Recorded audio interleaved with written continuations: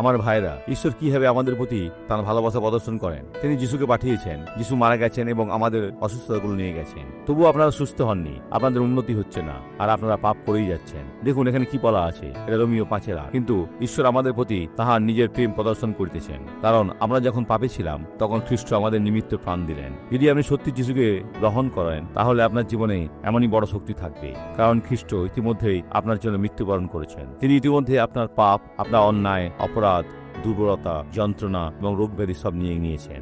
তিনি ইতিমধ্যে আপনাকে পূর্ণ ক্ষমা করে দিয়েছেন। আপনি একজন বিজয়ী ব্যক্তি হতে চলেছেন। এটা করুন, তাকে আপনার জীবনে বাস করার জন্য আমন্ত্রণ জানান। আমরা এখন প্রার্থনা করব। পিতা, যিশুর নামে আমি এই ব্যক্তির মধ্যে শয়তানের প্রতিটি কাজকে পঙ্গু করে দিই, এবং আমি এখন আমার কর্তৃত্ব ব্যবহার করব তাদের উদ্ধার করার জন্য।